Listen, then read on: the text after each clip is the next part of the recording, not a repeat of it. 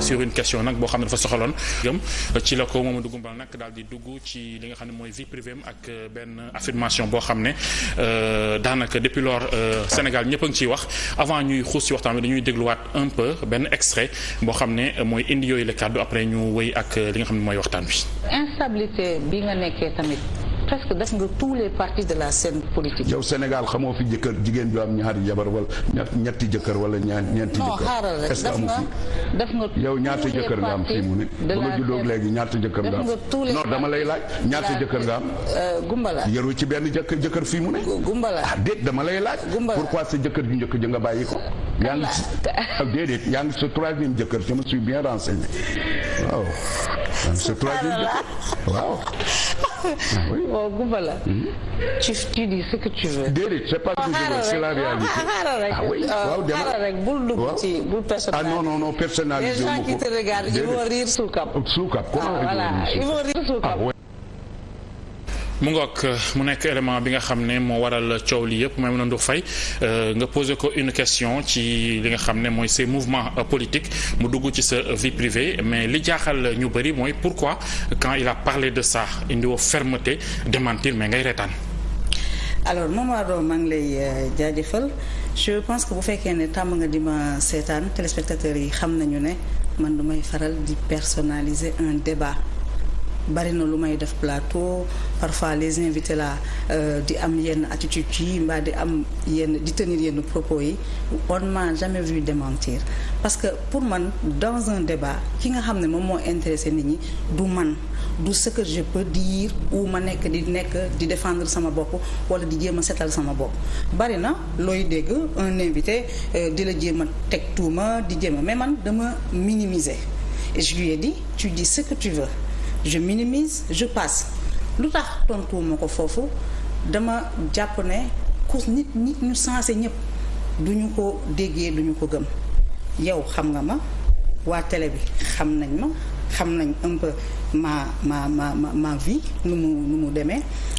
fi mu ko waxee fii télé bi nga xam ne Wakam fii la nekk j'ai fait toute ma vie ici et je n'ai jamais quitté Wakam je suis toujours dans les alentours de Wakam waa Wakam bu ko dégg dina ko reetaan ñi ma xam bu ñu ko déggee dinañu ko reetaan loolu moo tax ma minimiser ma ne ko les gens vont rire sous cap. sauf que Maïmouna nga baal ma du rek ñu la xam ñu seetaan émission bi du rek ñoo xam ne sopp nañ la ñu seetaan émission bi am na ñoo xam ne xamuñu la ils peuvent se poser des questions parce que il a fait une affirmation ne il détient maanaam il a fait des investigations donc foofu je pense qu'il fallait marquer le coup wan ko ne ko carrément nag je te mets au défi génneel li nga xam ne yor nga ko pour que ñu xam ne carrément li muy wax teguwul. mais xam nga j'aurais fait ça dinañ ci taxaw. et dina dagg le fil de notre discussion xam nga moo laawa man su ma toogee ci plateau c'est pas ma personne qui importe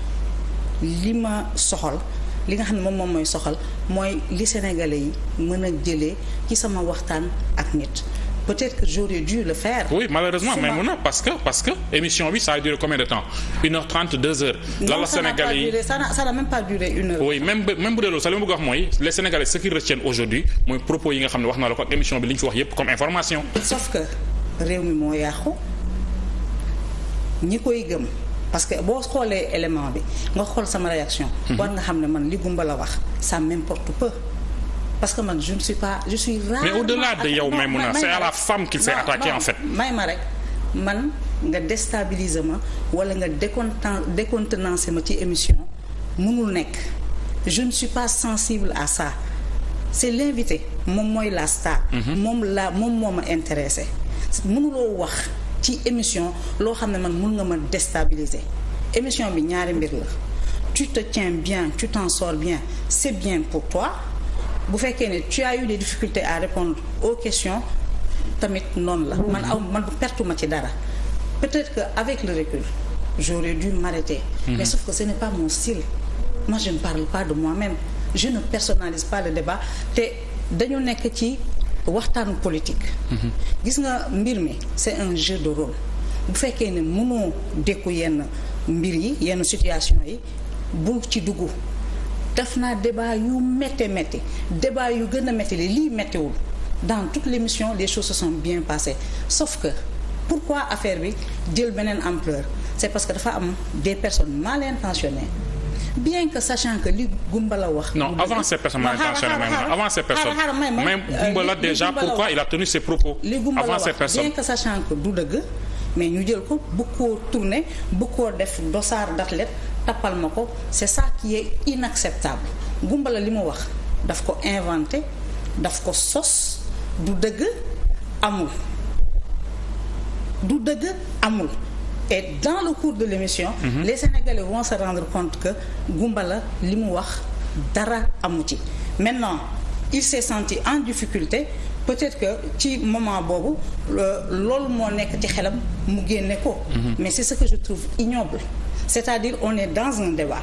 moi je ne fais pas d'affirmation on est dans un débat politique sérieux je pose des problématiques je relance je mets l'invité face à ses positions mais tontul parce que bu ñu nee man dama humilier Goumbala dama ko bëggoon humilier tu as regardé la séquence am na lenn loo xam ne dafa humilier nit au contraire je l'ai reçu avec la courtoisie légendaire qui me caractérise ku seetaan sama émission xam ne man mes invités je les mets à l'aise maintenant Goumbala 4 ans saa yu ma paree émission Goumbala dafa may woo bay jékki-jékki bu actualité amee mu woo ma ñu waxtaan mu ne ma mucc ak xeewal kër gi fii dañ may tooñee Goumbala sa paa bi fu ñu gis Goumbala sa paa bi invité naa ko débat 1 ou 2 fois mais moom dafa doon xëccul di xataraayu ne il faut ma jël ko MNF am na moment boo xam ne parfois mu jot ma parfois du ma jot il ne l'a pas bien pris mu mere ma comme nit la koo xam ne dama am ci moom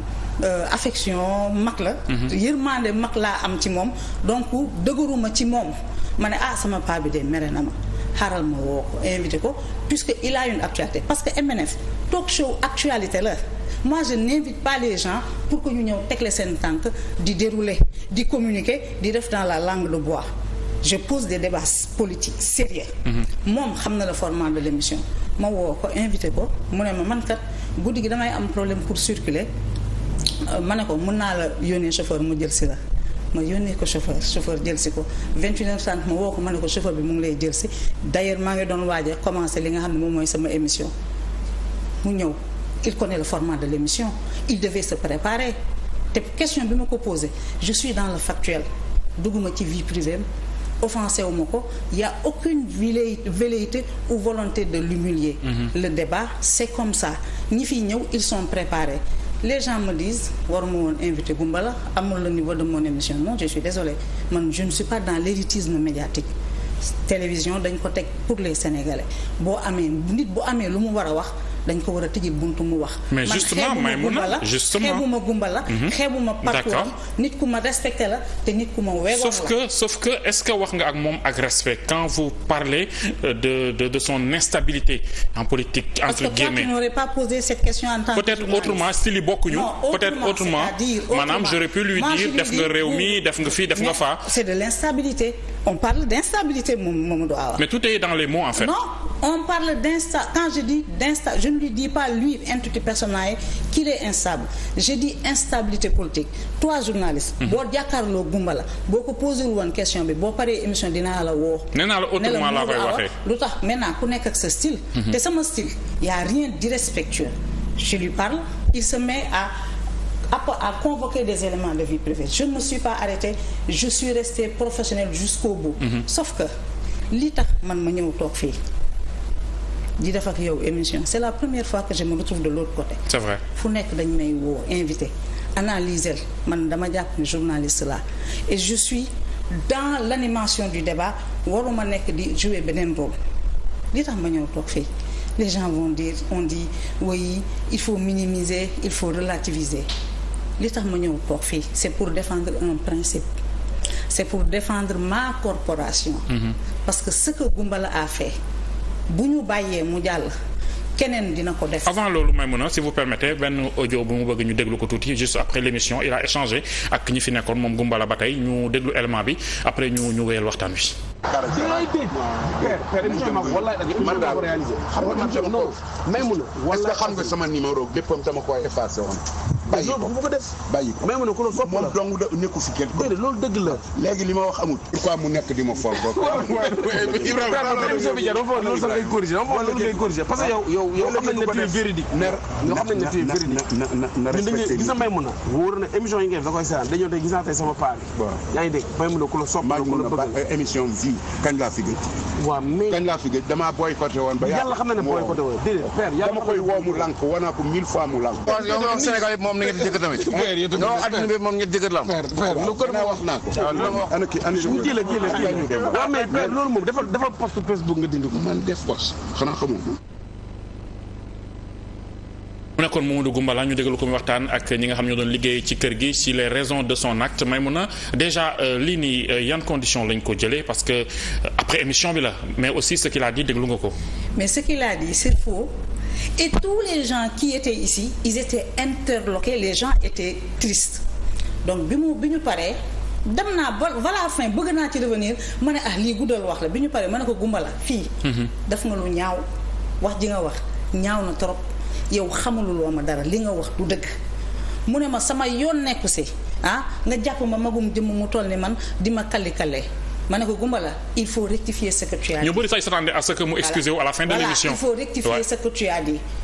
mu ne ma rectifier wu ma waaw yaa ngi noonu ma di la woo doo ma jël xam nga dans cet extrait là yaa ngi ko dégg mu naan woo na ma jëluma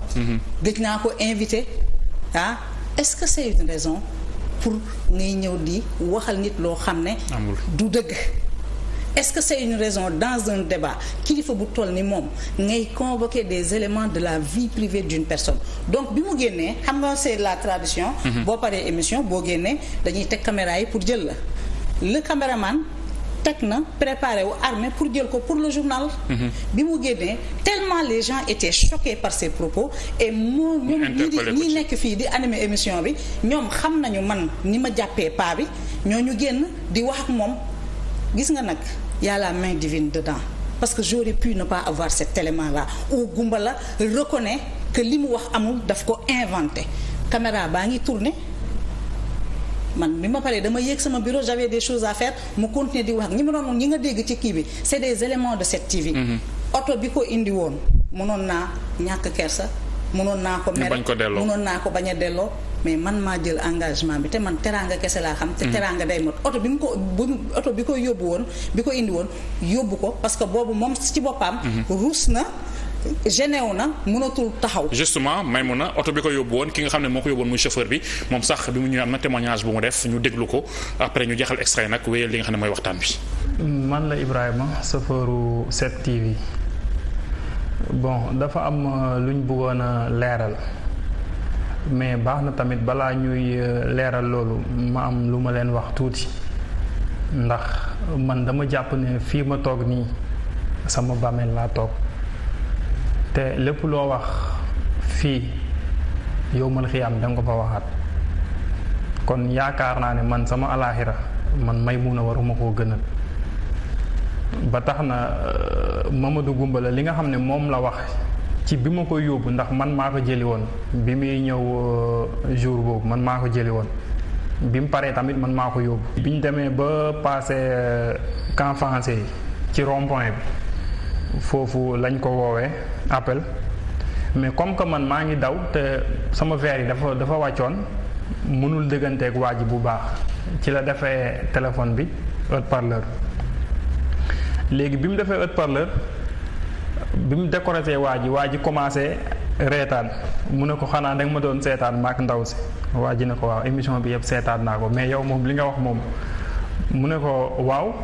ndaw si kat dégg nga li ma doon wax jàpp ma bon di ma xas di ma waas comme ku téye xale bu ndaw te loolu du ma ko nangu moo tax ma wax ko li ma ko wax gaa xam naa ne amul ñetti jëkkër de mais danga ko koy wax ngir moom bu teddee du nelaw peut ci la waa ji ne Maïmouna moom xam naa gisuma ko mais fa mu nekk tey moom du teel a nelaw même waa ji sax man maa fàtte tur bi ndax moom wax na bi mu décoré sax mu ngi tudd turu waa ji ma ngi koy naan waa PS ñu ngi may woowaat mais dama bëgg balaa ma fay demaat ma xool bu baax ndax xam naa ne li ma fa bàyyi woon. mu ngoog ki nga xam ne mooy Ibrahima ndi liggéey 7TV moo nag déposé Mamadou Goumbala ginnaaw émission bi mu mel ne dégg na ko muy am waxtaan boo xam ne il s'en glorifiait un peu di joxe les raisons de son acte. xam nga dama lay wax sànq ma ne la y a la main divine dedans amaan na man su ma ko manqué woon de respect fii. mbaa ma am nu ma comporté woo mbaa ma mer bañ koo yóbbu xëy na dëgg bi du feeñ parce que bi mu waxee waxam ba pare dama ne chauffeur bi yóbbu ko dégg ko li mu wax man chauffeur bi élément témoignage du chauffeur bi ak sonore vidéo boobu xaw yëguma ci dara donc le lendemain bi affaire bi jógee nit ñi di jël di ŋawti ku nekk di wax coow li bi mu amee ci la certains des agents qui travaillent ici ñëw ne ma chauffeur bi nee na bi mu koy yóbbu dégg na telle chose on a caméra bi capté na telle chose ñu jël loolu yëpp dajaleel ma indil ma ñu teg ko pour que sénégalais yi dégg ko xam nga li nga wane fi yëpp li nga fi teg yëpp leeral na dëgg bi ci ku bëgg mu leer maintenant ki bëggul mu leer man kooku intéressé. maintenant Maïmouna est-ce que ak lii yëpp vous avez encore besoin de porter ci affaire bi justice est-ce que jar na ko réellement. alors ñaari mbir moo am soit Goumbala am humilité ak matu ak kilifteefu ñëw ne li mu wax amul parce que Goumbala xamaluma dara te li gën a grave ci wax ji dafa ne def naa samay investigation balaa may ñëw te li ma wane nii ça montre fan la dëgg bi féete li mu wax amul soit dinaa ko dem régler fa ma ko war a régler les gens qui disent oui yemale ko fii bu ñu ko waxoon seen jabar mbaa ñu wax ko seen mag mbaa ñu wax ko seen yaay mbaa ñu wax ko ku ñu bëgg du ñu am comportement boobu Sénégal nañu bàyyi bu nit ñëwee def njombeem ñu ne nañ ko maslaa fii amul lu ñuy maslaa la vie privée l'image la réputation amul luñ ciy maslaa man mosoo di nga remonter toutes les bandes sonores toutes les vidéos de mes émissions mosoo dégg ma wax ci vie privée nit te pourtant bariwul luy xew ci réew mi te xaw ma ko. mais même na ñeme nga justice trop dañ lay dégg souvent ci yu mel nii xëy na bii c'est une première mais dans le passé aussi am na ñoo traduire en justice mooy ki la waxaloon affaire u nervi yi xaw ma Fouta. je ne devais pas le faire plainte am na tamit keneen ku la menacé woon maanaam sa diggante ak justice. non fi ma jëm mooy fi ma jëm waa non bàyyi ma yeggali femme de média nga da ngay feñtale di wax nit ñi di dégg tout le temps yaa ngi ci nit ñi même bu fekkee c'est pas leur vie privée mais. tolérance manque de tolérance bi nga xam ne mi ngi ci yow aussi. est-ce que lu ñu war a encourager la. Mamadou Awa man maa jiite télévision bi yow nga fiy liggéey yow boo rusoon ci man ki ma doon est-ce que di nga continuer liggéey fii je ne le fais pas pour moi-même. Je le fais pour l'image de la télé. Je le fais pour vous parce que man awma ci solo moi je prends justice bi du samay problème kese problème mu 7TV la. lu fi am damay taxaw. mais dëgg gi xam nañ ko li mu wax avoué na un vieillard nga nar a faire coffret Maïmouna. xaaral ne verse pas dans le sentimentalisme de mauvais aloi ça marche pas c'est-à-dire un vieillard qui a plus de 75 ans dafa ñëw taxaw man ma am ngoro xam ne daf ma mere ma tendre ko la main invité ko ci émission ñu bari nee nañ ma waruma ko woon invité amul le niveau de l'émission xooluma ci loolu parce que Goumbala nit ku ma wegoon la nit ku ma respecté woon la dama amoon ci moom yërmande mag moom il n'a pas hésité mu ñëw toog dans une heure de grande écoute mu sosal ma et puis di taxaw ñàkk jom boo xam ne naan li ma wax waaye mais attends Modou Awa on est où? Tu vas aller jusqu'au bout. On est où? Gis nga réew mi il faut que nit ñi ñu xam ne on n'est pas dans un no man's land Sénégal léegi dafa toll foo xam ne ku jóg jël lu la neex teg ko ci deru nit man su may sàmm sama der d'abord je le fais pour ma famille. dañ ma éduquer dañ ma inculquer ay valeurs dafa am ma famille taxawaay bu muy xaar ci man te cette famille là bi nga xam ne moom moo ma teg ci yoon ba ma nekk fii tey cette famille là elle est préparée. waxu Goumbala wala waxu keneen mënu leen ébranler ma famille est préparée. man Maïmouna Ndour Faye je suis préparée à ça je m'attends à tout parce que je suis journaliste et je suis dans le j'anime un débat politique parce que du ñëpp am yar du ñëpp am mat du ñëpp am sang-froid man recevoir naa ku nekk j'ai mené ici tu es témoin des émissions très difficiles je suis allée jusqu'au bout mu daawa fii maa fi joxe ordre su ma neexoon invité bu ma wax loo ma warul wax ma dagg émission bi mais gis nga loolu c'est de l'arrogance. da ngay créer dara moomuloo ko askan wi moom moo ko moom. man dama am respect pour ñi nga xam ne ñoom ñoo may seetaan dama am respect pour sama auditoire bu gumbala rusul def loolu nga ne man naa rus yóbbu ko justice na am 75 ans na am 77 ans xam nga justice pour lan la bu ko nit yu baax yi di wax ak moom boobu ba tey te moom mu leen di wax ne li mu wax dara amu ci daf ma sosal parce que je l'ai mis en difficulté bu nit yu baax yooyu mënul convaincre ko moom mu am matu ñëw taxaw weddi ko man damay dem fa mbaxane doonee benn et j'irai jusqu'au bout et ça Modou Awa dama bëgg nga jàpp ne man loolu su ma koy def damay préserver sama à travers mon image l'image de la télé ton image toi en tant que journaliste tu ne voudrais pas nga génn ñu naan laan sa patron image bii la am image bii la am. dëgg la Maïmouna sa image sama bos bu ñu fiy liggéeyee et tout mais aussi bu weesoo loolu yëpp Goumbala il s'est attaqué à la femme en faisant benn mbir moo xam ne ñu bëri ñi ko dénoncé c'est plus ci loolu sax parce que jàpp nañ ne même bu fekkoon ne sax connaître nga 3 mariages loolu yow la concerné. jigéen bu nekk xëy na bu yàlla weddee am nga droit sëyaat ce combat nga koy mener aussi au nom de la femme en général femme yooyu noonu est-ce que yëg nga leen ci yëf yi aussi bi mu. xam nga Sénégal dinaa ci ñëw sànq dafa am ñu jël l'espace public en otage ku wax ñu saaga la ku wax ñu sosal la góor yëpp dañ commencé noppi kenn ñemeetul wax sa xalaat mais loolu dinañ ci dellu si waat man sama combat mën naa ko mënal sama bopp. nit ñi bu leen neexee man ma subir une attaque en tant que journaliste wala 7TV subir une attaque bu leen neexee ñoom ñu noppi mais man saay bu ñu attaquer la corporation damay génn ma wax xam nga lu tax may génn ma wax d'abord c'est une corporation su homme politique bi taxawee journaliste bi taxaw man journaliste bi mooy sama premier mbokk parce que maax moom ñoo bokk métier ñoo bokk valeur professionnelle yi ñuy défendre mais bu may défendre corporation bi c'est parce que xam naa bu ñu dalee ci TFM mbaa ñu dal ci 2S mbaa ci Walfadjri mbaa ci Sen TV la leen tax a dal ci ñooñu mën nañ dal ci man donc ñun damay wax toujours bu ñu ci suñu réunion CDEPS yi dañoo war a doon benn say dañu war a jàppalante à chaque fois que mu am dérapage violence bu ñu exercer sur un média man dama ciy dugg souvent certains hommes politiques dañu ma naan bàyyil di personnaliser les débats. maintenant ñi nga xam ne jàpp nañu ne c'est pas leur combat journalistes yi nga xam ne jàpp nañu ne c'est pas leur combat man je respecte leur choix mais xam nga lan moo tax man ma taxaw. principe dama la wax sànq ne dañoo war a protéger suñu corporation parce que kat keneen mën na nekk en difficulté ci beneen plateau mu wax lu gën a ñaaw lu gën a ñaaw li gumbal la wax tey Modou Awa man dama am responsabilité. chaque jour damay dajeek mënuma la wax le nombre de filles que je croise. De jeunes filles journalistes ñu naan man dañoo bëgg a liggéey 7TV je suis désolée mënuma jël ñëpp mais dañ ma naan ñenn ñi dañuy am audace témérité may mun a ñun dañoo bëgg a mel ne yow ñun on fera mieux que toi ça me fait plaisir mais pour ces filles là je n'ai pas le droit ma sëgg ma bàyyi. Je n'ai pas le droit de subir li Goumbala jéem maa def parce que sinon fii yooyu du ñu ñeme du ñu yegsi parce que dinañu jàpp ne l'espace public pour une femme baaxul bari parce que ñun suñu aada dañu yar jigéen ci kersa dañ ko yar ci sutura jigéen boo ko attaqué sax même bu amee dëgg dafay effacé wu bari na jigéen yu ñu anesthésier seen ambition noonu politique lay jël c'est plus violent da ngay nekk ci parti di xëccoog jigéen mu ëppale la lépp góor ñi def seen corporation ñu xas ko même buñ ko xamalul dara nga gis mu anesthésier ko nga gis sa parents yi naan laat jaru ko man j'ai la chance que j'ai c'est que sama ambition ak samay objectif dañ ma mooñaale ak moom donc ki nga xam ne moo ma yar muy samay waajur mooñaale ma ak ambition boobu mon père moo ma yar m'a préparé à tout ça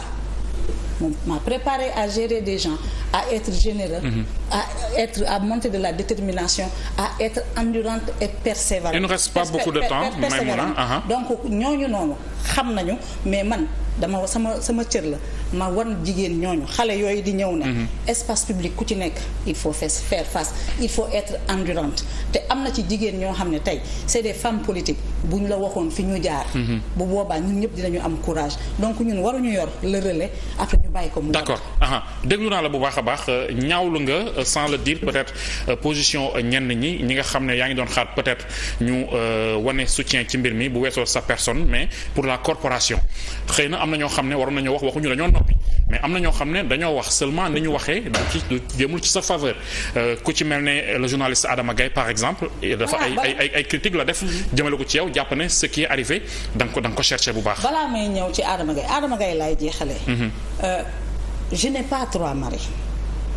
je ne m'en arrête là Goumbala li mu wax c'est archi faux et je l'ai prouvé. D'accord te kuy nit xam nga ne du dëgg mais su ma amoon 3 maris su nekkoon dëgg quand bien même j'avais 3 maris. 3 maris du délit jigéen am 3 maris du délit. amandoo ko mooy délit quand bien même. man boo nee am 3 maris day xaw a dëgg. voilà je n'ai pas eu 3 mariages. voilà c'est ça plutôt su ma ko amoon sax du ma ci rus xam nga man j'assume que ñu convoquer des éléments vérifiés et vrais de ma vie privée. J'assume te même loolu même bu dee amuloo droit di ko convoquer dans un débat. C'est vrai. Mais jigéen bu am 3 maris du gàcce. du mbon c'est juste que sur le principe muy Goumbala muy keneen amul droit dans un débat ngay convoquer la vie privée de l'individu. Encore une fois moi je pose des débats sérieux je pose des questions je n'affirme pas.